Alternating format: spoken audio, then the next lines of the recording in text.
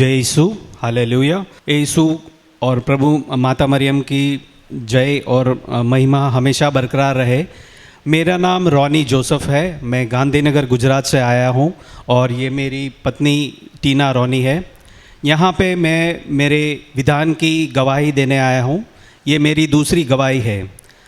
हमारे विधान में हमने सबसे पहले एक निवेदन रखा था मेरी वाइफ ने कि उसे दुबई में जाना है और वहाँ पे एक जॉब के लिए देखना है, उसको एक इंटरेस्ट था। तो वो हमने निवेदन उसमें रखा था, हमने प्रार्थना किया और आखिर में वाइफ ने एक सोचा कि ठीक है हम विज़िटिंग वीज़ा में जाते हैं। तो मेरी वाइफ ने अपने लिए विज़िटिंग वीज़ा अप्लाई किया 60 डेज़ के लिए और उसके बाद वो यहाँ से गई और 60 डेज़ पूर्ण होने के एक हफ़्ते पहले ही उसे माता मरियम की कृपा से एक बहुत ही अच्छा जॉब मिल गया सेल्स और परचेस एग्जीक्यूटिव के डिपार्टमेंट में। अब मेरी वाइफ को ज़्यादा वर्क एक्सपीरियंस नहीं है। विवाह करने से पहले भी उसको कोई वर्क एक्सपीरियंस नहीं था। तो इस वजह से विवाह करने के बाद भी जब वो केरला से है, जब गुजरात आई मेरे साथ, वहाँ पे उसको जॉब मिलने के लिए काफ़ी कठिनाइयाँ हो रही थी, लैंग्वेज बैरियर हो रहा था और वर्क एक्सपीरियंस ना होने की वजह से उसे कोई वर्क नहीं मिल पा रहा था। तो दुबई में भी ये बहुत बड़ा चैलेंज था कि एजुकेशन कंप्लीट होने के 10 इयर्स के बाद भी इतना वर्क एक्सपीरियंस ना होने के बावजूद उसको कोई जॉब में इजीली लेना नहीं चाहता था। तो फिर भी माता मरियम की कृपा से उसने जो इंटरव्यू दिया, एक इंडियन कंपनी है और एक मलयाली है जो उसका ओनर है। तो उन्होंने जब इसका इंटरव्यू लिया, by the grace of God, जो इसने 1.5 साल गुजरात में काम किया था, उसी प्रोफाइल रिलेटेड एक जॉब उनके पास अपॉर्चुनिटी था और उन्होंने उसके लिए इसको सिलेक्ट किया और ऑफ़र दिया। तो ये हमारी सबसे पहली गवाही है। दूसरी गवाही ये देना चाहता था कि मेरा जो प्रार्थना जीवन है वो बहुत मेरा जो प्रेयर लाइफ है बहुत गहरा और अच्छा संबंध मैं बना सका प्रभु यीशु और माता मरियम के साथ। मैं डेली मास के लिए जाता हूँ और Bible reading daily half an hour reading कर पाता हूँ। अब पहले मुझे बहुत आलस आता था बाइबल पढ़ने में और मास में सिर्फ संडे को ही जाता था, यानी जैसे बोलते हैं कि संडे मास गोअर वैसा टाइप था मैं। बट उसके बाद जैसे ही कवनेंट लाइफ में मैं आया, उसके बाद मुझे स्पिरिचुअली बहुत ग्रो करने का मौका मिला। तो पर्सनल प्रेयर जो है वो भी मैं काफ़ी अच्छी तरीके से कर पाता हूँ। दिन में 2-3 रोज़री करता हूँ। पर्सनल प्रेयर में मेरे खुद के लिए ही नहीं, मैं काफ़ी मेरे फैमिली मेम्बर्स, फ्रेंड्स, रिलेटिव्स और जितने भी लोग मुझसे पर्सनली कहते हैं कि मेरे लिए प्रार्थना करना, मैं उन सब के लिए प्रार्थना अब कर पाता हूँ। तीसरा मुझे गवाही देना था कि जब मेरी वाइफ अभी दुबई गई, अभी उसको ऑलमोस्ट 1 साल हो चुका है अभी दुबई जाके। तो अब वहाँ अब वो सेटल हो रही है। तो मैं अब मेरा जॉब रिज़ाइन करके वहाँ जाने के प्लानिंग में हूँ। तो हमारी जो कार है वो पुरानी ऑलमोस्ट 9.5 इयर्स ओल्ड है। तो वो सेल करने का मैंने जस्ट प्लान किया और मैंने प्रेयर में रखा कि मदर मेरी, ये अगर मुझे एक अच्छा वैल्यूएशन इसका मिल जाता है तो ये मेरे इनिशियल जो कॉस्ट होगा, जो मुझे दुबई जाके सेटल करना पड़ेगा, क्योंकि वहाँ कॉस्ट ऑफ लिविंग बहुत महंगा है और रेंटल एक्सपेंसेस बहुत ज़्यादा है। तो मुझे एक इनिशियल इन्वेस्टमेंट के तौर पे या मेरे सेविंग्स के तौर पे मुझे ये एक कार सेल करने से मुझे एक अच्छा रकम मिल सकता है। तो जैसे ही मैंने वो प्लान करके आगे बढ़ा तो वो कार मुझे 9.5 इयर्स ओल्ड पुरानी होने के बावजूद मुझे मोर देन 50% वैल्यूएशन उसमें कार का मिला। तो वो मेरे लिए बहुत ही आउट ऑफ द बॉक्स था, यानी मैं कभी सोच नहीं सका कि मुझे इतना अच्छा वैल्यूएशन मिल पाएगा। तो उसके लिए भी मैं माता मरियम और प्रभु यीशु की धन्यवाद देना चाहता हूँ। इसके पहले मैंने जो मेरी पहली गवाही थी पिछले साल मैंने दिया था, तो उसमें मैंने ये बताया था कि मेरा जो जॉब है, मैं एक आईटी कंपनी में काम करता हूँ। 10 साल काम करने के बावजूद मेरा सैलरी जो है बहुत कम था, यानी आज के एक फ्रेशर के सैलरी से भी बहुत कम था। तो उस टाइम पे मैंने जब मेरा निवेदन लिया था, तो उस टाइम पे मैंने ये निवेदन रखा था कि मुझे सैलरी में ग्रोथ मिले। तो उस टाइम पे मुझे एक अच्छा अपॉर्चुनिटी मिला और मुझे 140% हाइक एक 6 महीने से 1 साल के गैप में ही मिल गया। और उसके बाद मैंने मेरा फर्स्ट कवेनेंट जो है वो रिन्यू किया था। उसके बाद मुझे उसी साल में और 33% ग्रोथ हाइक मिला मेरी कंपनी में। तो मैं मेरी कंपनी में ऑलमोस्ट 11 साल काम किया है, बट वो अभी जो मैं लेवल पे हूँ, वो अगर मैं और 10 साल काम करता तो भी मैं उस लेवल पे फाइनेंशियली नहीं पहुँच पाता। जो मुझे कृपासनम माता ने जो 1.5 साल में जो ग्रोथ दिया है, ऑलमोस्ट 170% हाइक मुझे सिर्फ 1.5 साल में मिला है। अगर मुझे प्रमोशन भी मिल जाए तो भी शायद मैं इस मुकाम पे नहीं पहुंच पाऊंगा। तो इसके लिए मैं माता मरियम और प्रभु यीशु का बहुत धन्यवाद देना चाहता हूं। अब मेरे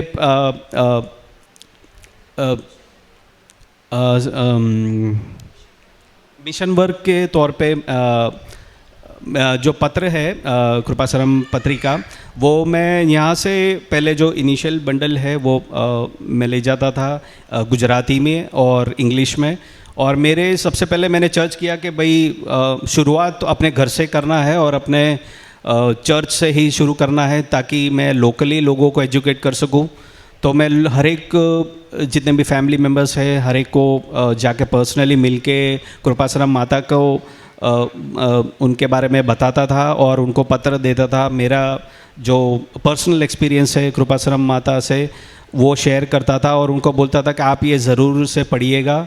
मेरे को जो ब्लेसिंग्स मिले हैं वो डेफिनेटली आपको भी आपकी लाइफ में ये ब्लेसिंग्स मिलेगी।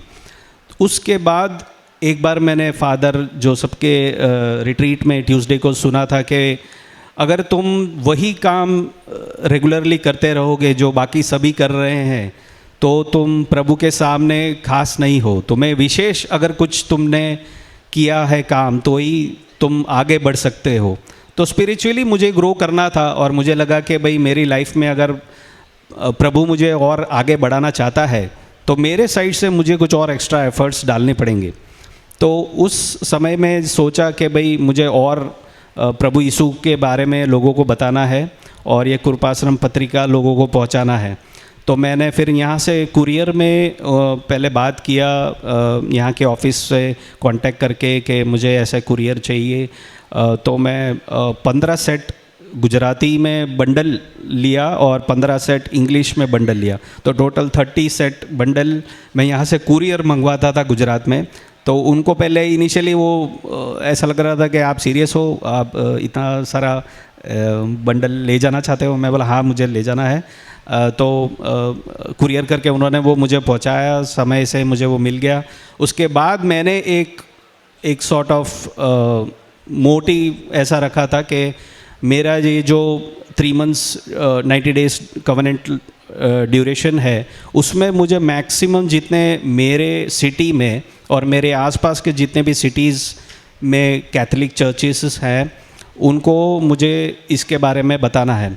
तो मैं मेरा व्हीकल लेके हर संडे, क्योंकि संडे ही एक ऐसा दिन है जहाँ पे सारे क्रिश्चियंस चर्च जाते हैं, तो मुझे लगा कि ये एक ऑस्पिशियस डे है कि जिस दिन मैं सबको ज़्यादा ऑडियंस को अप्रोच कर सकता हूँ।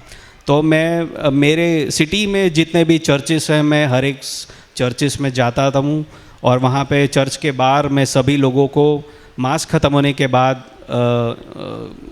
पत्रिका डिस्ट्रीब्यूट करता हूँ और उनको माता मरियम के बारे में बताता हूँ।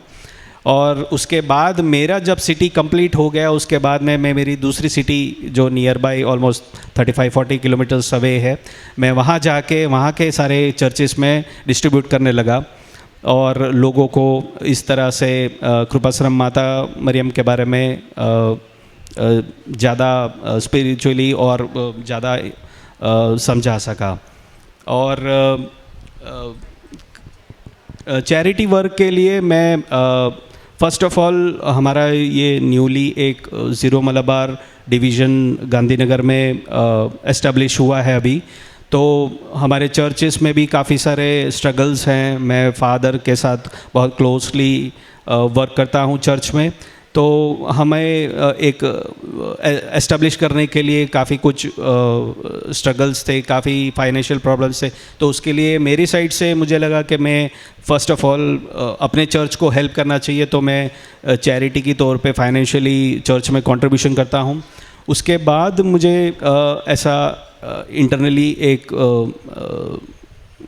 स्पिरिचुअल काइंड ऑफ मैसेज मिला कि भाई मुझे दूसरे अनाथ आश्रम है, स्पेशली एबल्ड चिल्ड्रन जो हैं वहाँ आश्रम में जाना चाहिए। तो मैं वहाँ पे भी जाके उनको एक महीने का राशन पानी के लिए जितना रकम होता है उतना मैं उनको फाइनेंशियली जाके हेल्प करता हूँ।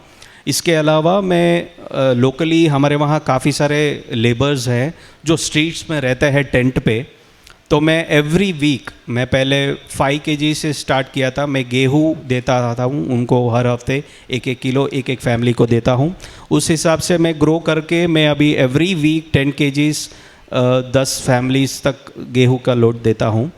तो इस तरीके से मैं जितना मेरे से पॉसिबल हो सकता है मैं उतना फाइनेंशियली लोगों को हेल्प करने का ट्राई किया है, चर्च में भी और पुअर्स फैमिलीज़ के लिए भी। मैं फाइनली ये कंक्लूड करना चाहता हूँ कि प्रभु यीशु ने और माता मरियम ने मुझे अभी तक जितने भी भेंट दी है उस सब के लिए मैं उनका बहुत बहुत धन्यवाद देता हूँ। और मैं अभी और आगे मेरे मरते दम तक इस विधान में रहना चाहता हूँ और मेरे वाइफ और मेरी बेटी है उनको भी मैं इसमें मोटिवेट करता हूँ कि वो भी विधान में अपना पूरा जीवन कायम रखे और हम लोग भी स्पिरिचुअली ग्रो कर सके और लोगों को हेल्प कर सके। इस सब के लिए वंस अगेन माता मरियम और प्रभु यीशु का धन्यवाद। यशायाह नबी का ग्रंथ से पाठ, अध्याय 65, 24 वाक्यांश। परमेश्वर कहते हैं, उनके पुकारने से पहले ही मैं उनको उत्तर दूंगा और जब वे बोलते ही होंगे तब मैं सुन लूँगा। रोनी और टीना के लाइफ में माँ मरियम के मध्यस्थ से प्रभु यीशु जितने भी चमत्कार किया है वो भी काना के ब्याह में जो भी किया उसमें कोई कमी नहीं है। जैसे वो इधर आके विधान किया और उनकी पहला निवेदन थी वाइफ की विदेश जाने का डॉक्यूमेंट सही हो जाए, वीसा मिल जाए, लेकिन उनका इन्वेस्टमेंट ज़्यादा किया उनने। प्रभु यीशु का आदेश के अनुसार फादर जोसेफ हमेशा हमसे बोलती है आपने विशेष रूप से क्या किया। वो आह्वान सुन के उनने क्या किया, उनकी वो पहला गवाही दिया था। उसी समय उनने जो भी करते थे उसी ज़्यादा बढ़ के करने के लिए वो कोशिश किया। उनकी सैलरी में बढ़ोतरी हुआ तो वो जो हफ्ते में एक बार जो 1 किलो गेहूँ देते थे, अभी एक व्यक्ति को 10 किलो गेहूँ देने के लिए वो कोशिश करते हैं। और उनके चर्च में जो क्लोज फादर के साथ उनकी पूरी पूजा विधि में भाग लेते हैं और फादर को भी बहुत मदद देने में प्रयास करते हैं। उसके साथ साथ वो जो भी उनकी सिटी में जो भी चर्चेस है उधर जाके पत्रिका, कृपाश्रम पत्रिका बांटते हैं। जो अनुभव मुझे मिला और दूसरों को भी उससे अधिक मिल जाए और प्रभु यीशु को सब कोई पहचान ले और प्रभु यीशु के पास जाके प्रार्थना करें। माँ मरियम की जो शक्ति है, माँ मरियम की जो इंटरवेंशन है वो पता चले और उनकी लाइफ में जो भी छोटी छोटी परेशानियाँ हैं उनकी, जैसे वाइफ की वीसा मिलनी थी, वो जॉब के लिए ट्राई कर रही थी दुबई जाने के लिए, लेकिन प्रभु यीशु का वो बहुत बड़ा अनुग्रह है कि उनको वर्क एक्सपीरियंस के बिना दुबई में एक अच्छा पोस्ट मिली है और काम मिली है। और 10 साल के जॉब में रोनी को जो बढ़ोतरी नहीं था 1.5 साल के अंदर, 10 साल में ट्राई करने में भी नहीं मिलेगा शायद, लेकिन उनको 1.5 साल में उतना ज़्यादा सैलरी में बढ़ोतरी, और उनका फ्रेंड सर्कल बहुत बड़ा हो गया और लोगों के पास ज़्यादा जाने के लिए और प्रभु यीशु के बारे में ज़्यादा बोल के समझाने के लिए भी कृपा मिली है। जो भी इधर जाके हम प्रार्थना करते हैं, विधान में एक निवेदन रखेंगे तो प्रभु यीशु उनके आगे 10 कदम आगे लेते हैं और माँ मरियम हमारे लिए मध्यस्थ लेंगे। हमारी दुआ कभी अनसुनी नहीं होते हैं। जो भी प्रार्थना हम करते हैं वो प्रभु यीशु ज़रूर पक्का जवाब देंगे। प्रभु यीशु की वो नियम वही है कि तुम्हारी जैसे तुम्हारी नेबर को, तुम्हारी पड़ोसन को भी प्यार करो। वो प्यार का नियम हमें दिया है, वो अक्सर वो पालते रहते हैं। और भजन संहिता 110 और 1 पहला वाक्यांश में वो कहते हैं, मेरे प्रभु से बोल दिया कि मैं तुम्हारे दुश्मनों को तुम्हारे पैलों तले दबा देंगे। तो हमारी जो भी दुश्मनी है, जो भी हमारी विरुद्ध काम करने वाले हैं, स्पेशली नॉर्थ इंडिया में, लेकिन उनके पास जाके प्यार से बातें करना, प्रभु का प्रेम के बारे में बांटना बहुत बड़ी है। यही मैंने बोली, वो तो उनका इन्वेस्टमेंट ज़्यादा है। प्रभु हमेशा बोलते विशेष रूप से आपने क्या किया, रोनी को वो कर पाया। हमारी विधान का लाइफ हमेशा आगे बढ़े और प्रभु यीशु और माँ मरियम की जो ईमानदारी है, हमारा इरादा सिर्फ एक ही रहे कि प्रभु मेरा प्रथम स्थान में है। रोनी की परिवार में मिले हुए सभी वरदानों के लिए जोरदार तालियों से प्रभु यीशु और माँ मरियम को ये गवाही हम समर्पित करें। അത്യപൂർവ ദൈവാനുഭവങ്ങൾ ഇനി നിങ്ങൾക്കും സ്വന്തം. ഈ യൂട്യൂബ് ചാനൽ ഇതുവരെ സബ്സ്ക്രൈബ് ചെയ്തിട്ടില്ലെങ്കിൽ ഇപ്പോൾ തന്നെ സബ്സ്ക്രൈബ് ചെയ്യുക. ഈ വീഡിയോ ഇപ്പോൾ തന്നെ നിങ്ങളുടെ സുഹൃത്തുക്കൾക്ക് ഷെയർ ചെയ്തുകൊണ്ട് കർത്താവിൻ്റെ പ്രേക്ഷിതരാകുക.